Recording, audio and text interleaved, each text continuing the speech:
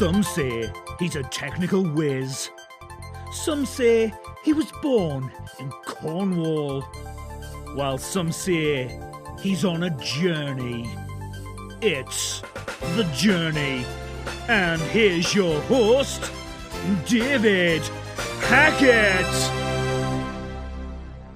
Hi everyone, another journey. Today we're joining a journey who is intuitive empath with a history of being depressed and suicidal. They came to a point where they had to choose between life and death. Today, our guest shares their journey, experiences and embodied wisdom from their art. With nearly 30 years of experience in traditional Western and Eastern holistic disciplines. Their work as a spiritual healer, international author, reader of the Akashic, I believe that is, records, and yoga teacher, therapist, takes them around the globe, and they have worked with men and women of different ages from all fields of life. And we will talk about their work as we go along. But we welcome to the journey, Ulrika Karlsson. Hi, David. Thank you. Hi. Thank you for having me. No worries. So, welcome, and we start off about being an empath, because obviously being an empathic person takes a lot, and I've only met a few myself, and I believe it's a true skill. But what made you realize fully that you was an empath? That is a good question. Thank you. So, wow. It's been a long journey and so many decades. I didn't know about it. I never heard about it. I didn't know that I was one.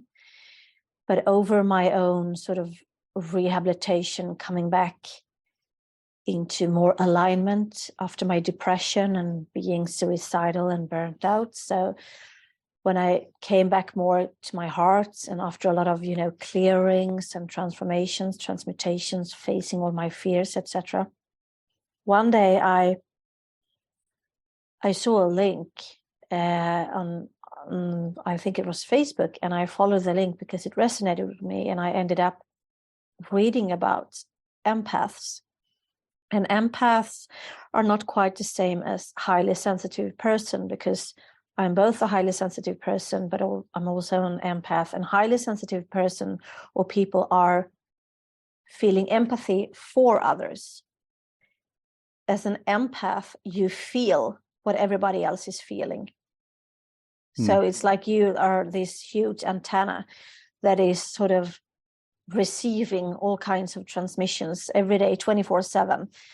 And for me, I didn't know that I was an empath, and I didn't know what my strong feelings, that maybe not all of them were mine to begin with, that I was sort of like an antenna and attracting all kinds of feelings from people everywhere, in school, when I went on the tube and everything, and I was always exhausted. And so when I read about being an empath, then it was like, wow, now I know what it means, and now I know that I am one. Actually, it's like these films that you see, like X-Men, when they all have different gifts, and being an empath is one gift, because once you learn how to manage it, and once you learn that it's a gift, but first it might have been a challenge, which is a gift in disguise. So for me, there was many decades of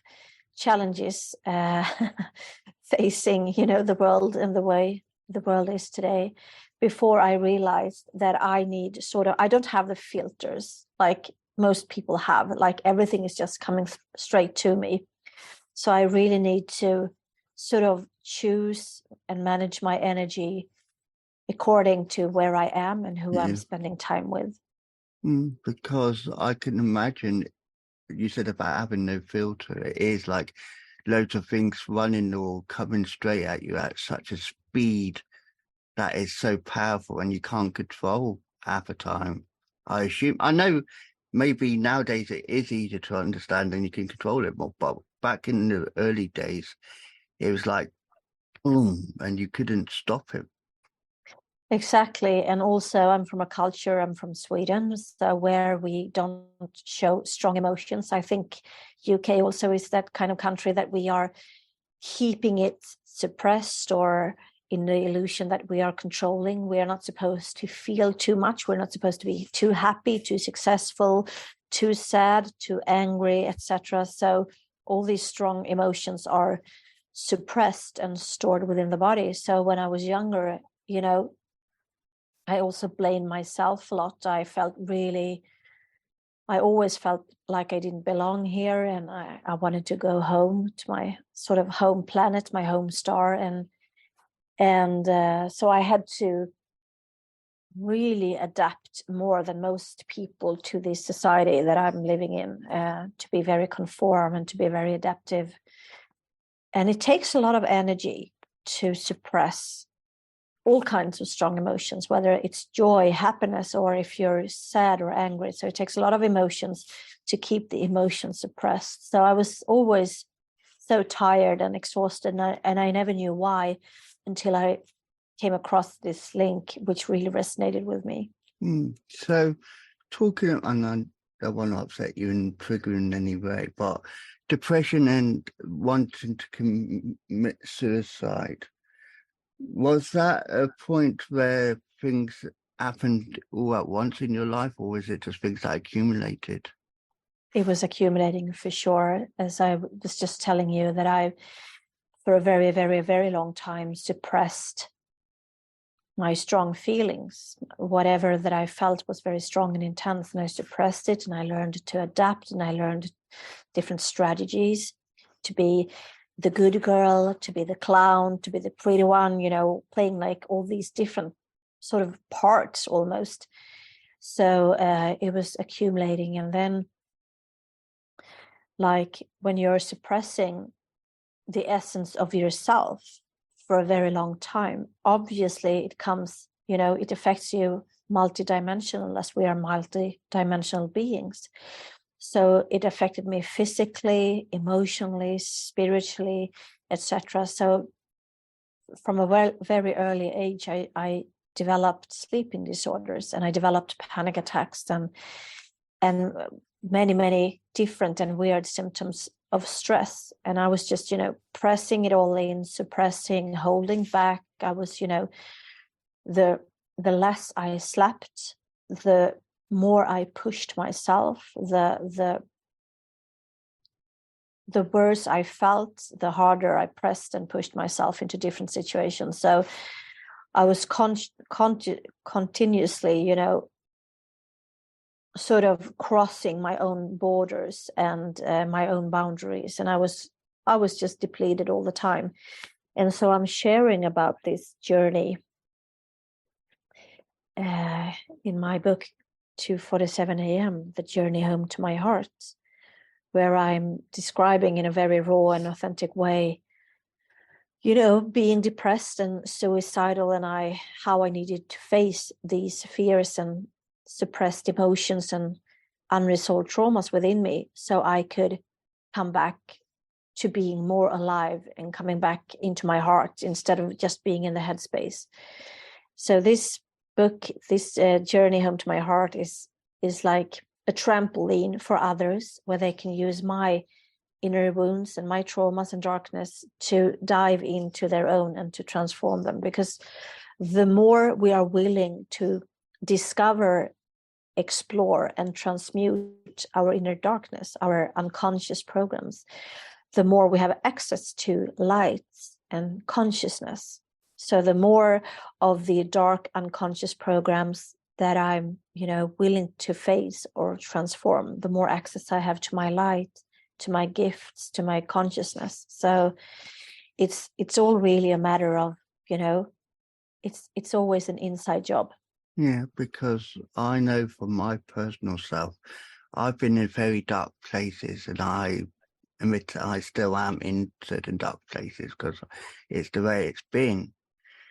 But I always find, no matter what you do, you put a mask on to make people think you're okay. But underneath that mask is the true hidden feeling of, I'm anxious, I'm sad. But if I lift up my mask, they will see that, they will take advantage of it. Yes, that can happen. And then I was too, when I was sick and depressed, I was so identified with my body and with my feelings and with my being not at ease, with my disease. So I was so identified, like I was depressed and I am having sleeping disorders. But the thing is that we all have, the Buddhists call it our monkey mind. So we have our mindset, we have our deprogrammed minds, as we only have access to 5% of consciousness, meaning that we are being ruled and governed by 95% of unconsciousness and unconscious programs. So at the time when I was depressed, I believed my thoughts about myself and about, the reality that I have created. I believed that I was not worthy and that I was hating myself and that I was loathing myself. So all these thoughts and emotions, I believed them to be true because I identified with my thoughts. I identified with my feelings, my emotions, my bodily sensations. But here is the thing, that we are souls. We are divine souls from divine source, choosing human experiences. So everything that we choose is just an experience where we can grow, because our souls are here to guide us into expansion, into evolution. So, but I believed that I was, equal to my traumas and to my unresolved feelings, etc. But we are not. Like, we have our bodies, we have our thoughts, we have our emotions, but that is not who we are. But it took me many, many, many, many years to discover that. And this is also what I'm writing about in my latest book. It's called The Sacred Soul, a Divine Evolution Through Time and Space. Like, we have the ego, right? And the ego is only here for our survival. The ego is here to keep us safe. So the ego is here to keep us in the comfort zone, but we all know that there's no growth in the comfort zone. And the soul is here for our growth, for our evolution, for our expansion. So there's like two different sort of polarities and forces, energies within each and one of us. But most of us, including myself at the time, I was listening to my ego. Like, because we have 95% of our unconscious are deep programs of lack, scarcity, and fears. We fear this, we fear that, we feel that we lack time, money, energy, health, good relationships, etc. So this is the ego-based, which is governed most of us. But our soul is here to make us thrive. It has nothing to do with survival. On the contrary, like, our soul pushes us into, situations and meeting with people where we can thrive. And I'm so sorry. Okay. I've turned it down, so I don't know. So I'm so sorry about that. I'm on not disturb, so I don't know. That call was interesting.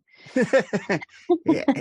No, Universe wants to say something. I don't know even who it was. No, it's but okay. Anyway, so we are governed a lot by our egos, and we can see it, in our societies today, that we are driven by, many people are driven by greed, manipulation, fear, and we can see these so clearly in the past 2.5 years, where there's been a lot of programs of scarcity and lack, and a lot of programs of fears, like, you need to do this, and you need to do this, and this is dangerous, and you can die, sort of. But that is the ego, and that is the deep programming that is reacting. So maybe that is not the truth. So, maybe the soul, because what we are seeing in the outer realms is also a reflection of what we are carrying in our inner realms. So my internal and the external world or reality that I'm seeing are mirroring each other. And if I'm in a low consciousness, that's what I'm seeing is playing out, because we have all these wars going on. We have, the devastation of Mother Earth. We have climate crisis, etc., etc. And we are all contributing to these low frequencies, these low states of energy, being fear, being in fear, being scared, or lack perspectives. So that are very low consciousness, very low frequency in this consciousness. And the more I have it within me, the more that I haven't resolved my own fears, my own traumas, unresolved emotions, the more I will act upon what I'm, the illusion that I'm seeing out there, because we're only living in the matrix. Yeah. So, like in the movies. I know what you mean. So, we talk about those feelings, but do you think sometimes pride comes into the way people act? Can you please repeat? Basically what I mean, do you think people are too proud to admit they are wrong, too proud to admit they are weak, too proud to admit they are too strong? I think the answer to that, David, can be also multidimensional. For me, the way I see it is that the polarity that we have in 3D, the third dimensional, which is matrix, where we are living in these bodies with low density, low frequency, and our bodies are storing all these fears and stress that we're talking about. So the way I see it, my perception is that in 3D, there's the polarities of love and the polarity is fear. And then there are just different varieties and different emotions covering the fear, like proudness, pride can be one. Because if you ask yourself more questions, what is this pride here to teach me? Then maybe you find out that it's fear, like you are scared of not being included, you are scared of losing your face, or that you are considered or perceived to be a fake. So for me, the way I see it, pride is just one form of fear, of being fear, that the underneath, the underlying emotion of pride is always fear. Because and you can have your pride also that you don't want to admit that you've been wrong, or so for me, the basic emotions here are fear and love, and then we have the whole spectra between. But we can see what things are coming from love, and we can see what things are coming from fear. So I would say that people with a lot of pride, that is also just the ego. The ego wants to have, wants to be right and don't want to be wrong. So that's also about the ego, and it comes back to the fear perspective. Yeah, and I like how you see that there's two main divisions, and then of that, that's why I call the podcast The Journey, because everyone isn't completely two-dimensional. It's got loads of branches off. It's like going on a motorway. I think that's what they call it in Sweden as well. But you're on a main road and you've got lots of junctions. It wouldn't be normal if you're just going one straight direction. Exactly. And that is one illusion. That is one a deep program that we all have, because we want to have quick fixes. We want it to be quick, fast, smooth. We want to, do bypass. We want to skip out of, what we don't like. And that is also what Buddha, the enlightened one, is talking about, what causes suffering to humanity. So what Buddha found out was that what causes suffering to humanity, and this is still valid, is cravings and aversions. Cravings for more money, for better bodies, for eternal youth, cravings for higher educations, for new kitchens, new cell phones. You fill in the blanks. Okay, so each and one of us individually, we have our own cravings. What our motives, what we want to move to, right? And then the other polarity of that is aversion. And again, all of us individually have our own aversions, but aversions to strong emotions, for instance, for us here in the Western society, aversions for being excluded, aversions for right, wrong, etc. So what causes the suffering is that we are never being present, because we are always, like a pendulum, moving from what we desire and trying to avoid. We are trying to avoid these strong emotions. We're trying to avoid our fears. But we want to have more money. And so we are never present. And this means that our energy is never fully in our hearts. Our hearts are closed and we are mainly up in the headspace, always trying to think of a solution or to solve the problem. So, but we are multidimensional beings. Like, we exist, our bodies exist in the third dimensional level. And that's a very dense experience. That's why we can experience everything from the fear to the love and everything in between. And then in the fourth dimension, the way I see it is where we are having our mindset. So it's still energetic, but you can't see it. It's not, something you can grasp, or it's not tangible.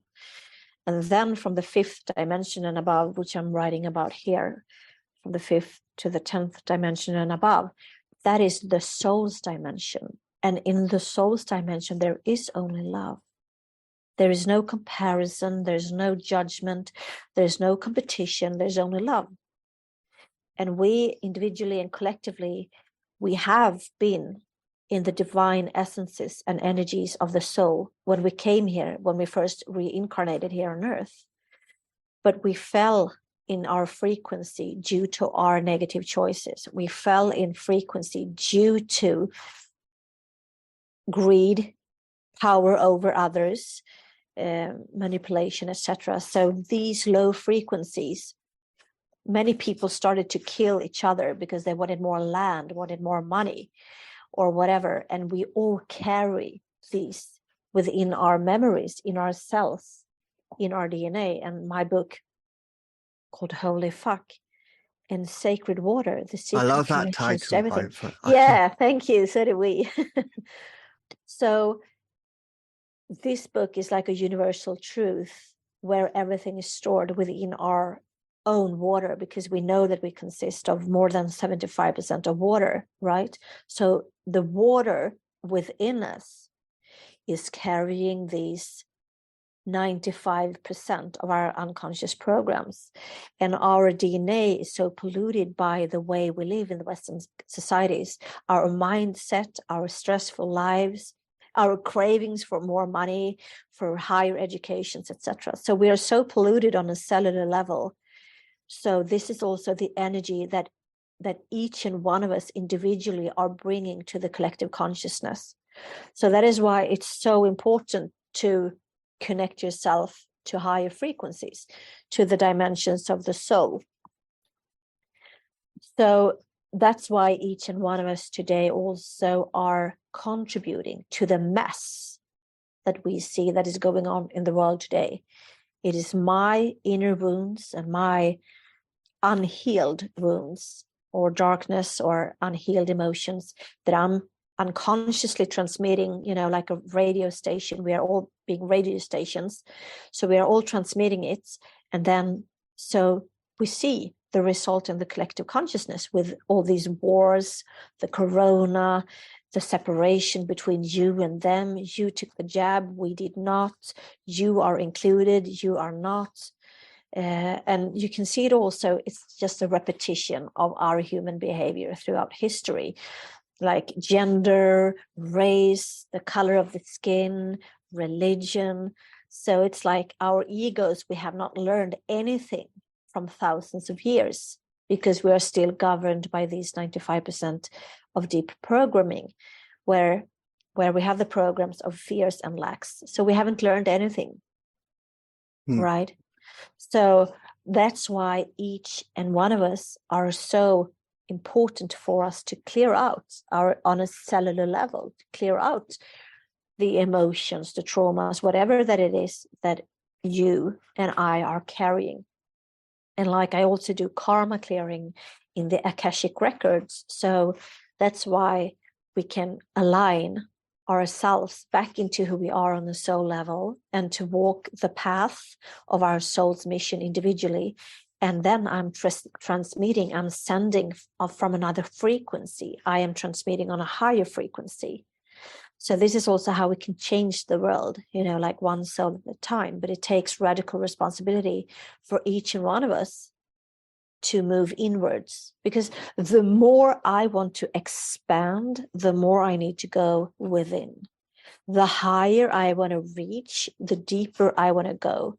So this saying, as above, as below, as without, as within, etc., it's only describing how energy is working. And if I want to make a big impact out there, then I need to transmit and sound from a frequency that is anchored within me, in my body. So not only can I be talking about it like a mental spirituality or a mental enlightenment, it needs to be embodied. And here, most people don't want to go. We don't want to feel and acknowledge our bodies because it's painful and it's intense. So we are distracting ourselves. We are distracting ourselves with social media, with films, with wine, with food, with drugs, with medications, you name it. So we are numbing and distraction our human experience because it's so painful to feel everything that is going on in the body. Yeah. So going into the future, do you think the inner body, the inner self will change and recognize for the better, or do you think it will get worse? It's going to be worse before it gets better. And because, as I'm saying, most of us, we are still we desire these things. We are in the cravings for these things, and we are in aversions for our inner traumas and feelings. So most of us, we're still projecting the image of the lack and fear and scarcity perspectives unknowingly and unconsciously. So it takes radical responsibility and insight to do the inner work and not only to float on the surface, if you know what I'm saying. So I think it's going to be worse before it gets better.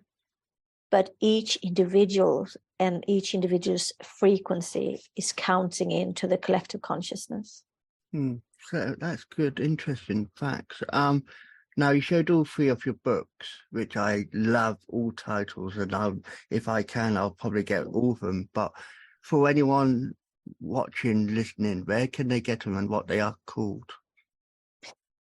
So you can get the books from me on my website. It's www.ulliskkarlsson.com. So it's Ullis Karlsson, and Ullis is my nickname. My birth name is Ulrika, and that means magnificent.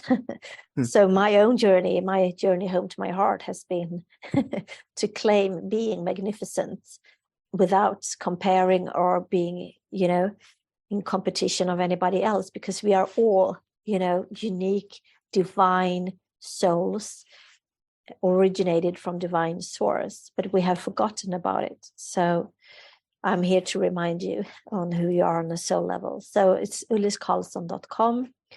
You can also find the books on Amazon, but the books have been under the censorship there. So Amazon keeps all the money. So I know the books are sold in like 17 countries, but the money, I don't see. The money is kept by Amazon. So Choice of society, without going too political on. Yep. Is there anything else you would want to say to people listening, watching now? Any hope, any positivity for them? Yes, I have so much to say, David. So thank you. So first of all, we are in the midst of a huge paradigm, and it's guided by the collective soul, the soul frequency. So the evolution is inevitable. It's, we can't avoid it. We can't bypass it. We are in the midst of this each individual soul's evolution for the highest good for the collective consciousness. So that's one thing.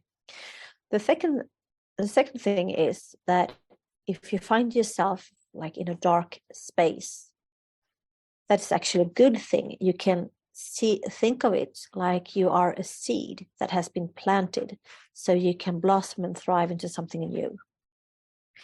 And the third thing is being depressed. You can also consider that deep rest.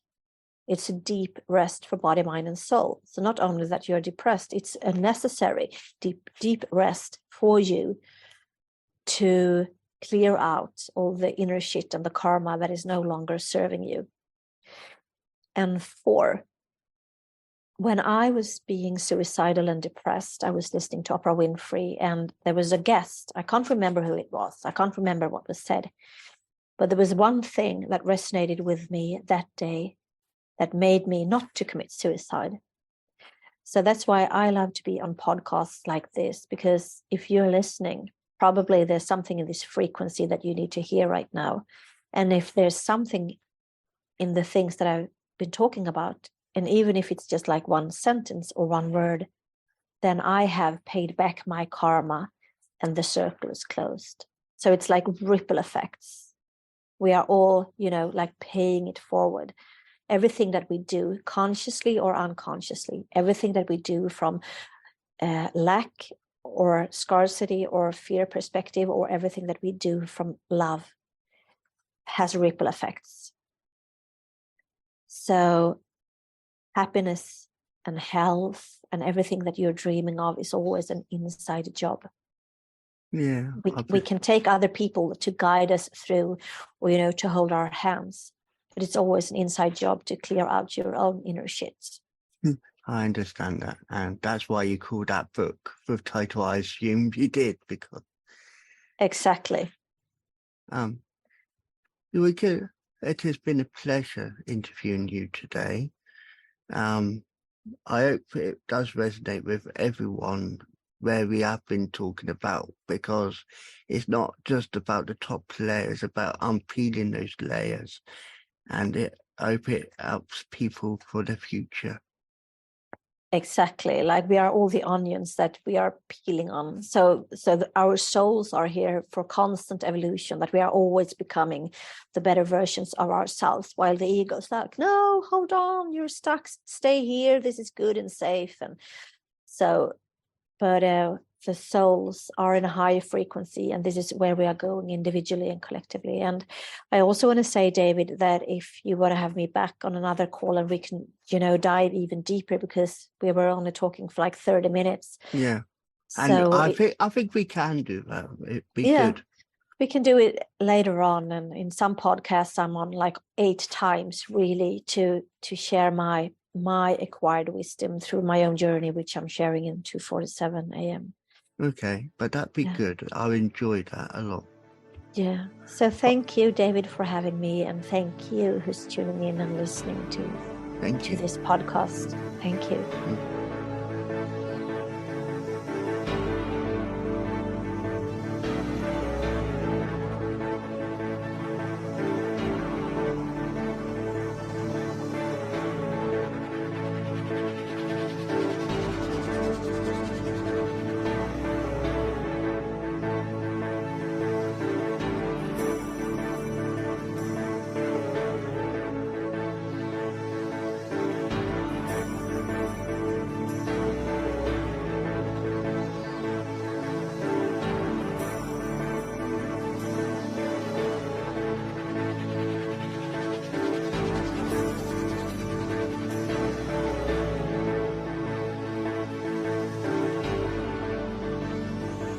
That was The Journey, hosted by Wise Words Imaging, hosted by David Hackett.